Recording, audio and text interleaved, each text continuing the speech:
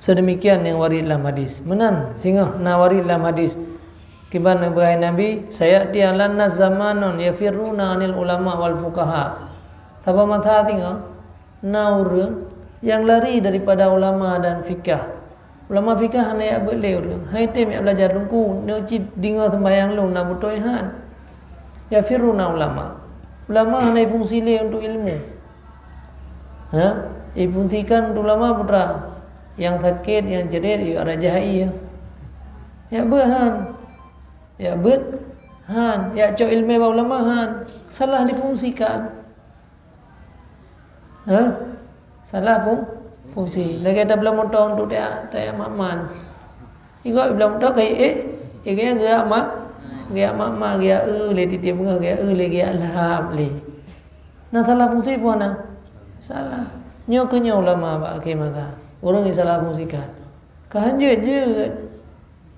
Jadi yang sakit-sakit, karena orang sakit, karena orang tiba, karena ini, karena itu, jangan tunggu-tunggu raja iya. Yang raja hai tunggu.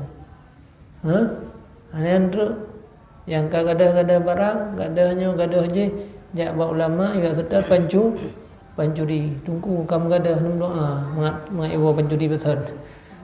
Mak ibu lembarang besar. Yang Calek je jangan ulama juga pedang kursi yang gelebo. Ya raja iya tetap pancuri pedang kursi le macam fungsi ulama tu. Salah difungsikan. Nyan gebi tu bala oleh Allah lebo bala apa? Yang pertama gerafa oleh Allah daripada keberkatan usaha. Pengle depi hanayum mereka ndam dah dengar miliar. Ini miliar kabeh. Tiga pega bangunan kami lihat. Bagai lumpu-lumpu hanai di mahli. Nah tahu nak zaman waktu orang led lutung. Nah, bagai nah gerok-gerok peluk su kai kah? Ya kan? Gerok-gerok peluk ada ticem lam-lam pi. Gerok-gerok peluk su brabru peluk ticem. Ino makin gerok-gerok Lepas na buam tu kan gerok kan. Nyan buah dari jauh hiplong ike ko yan nek baju. Ngan ni sebab yang tukang gerok. Ngan ya iji jak bangan ni. Sebab orang gerok ngau orang yang digerok-gerokkan saban. Sama. Mana le lumom tu talik lam-lam kan?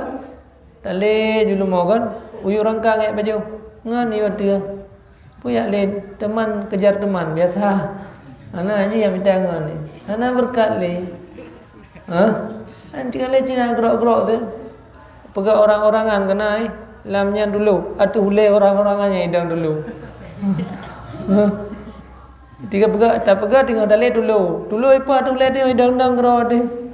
Anak ya ini, sabak ngon ni kira. Puya ngon ni. Kau icap keberkatan rezeki oleh Allah.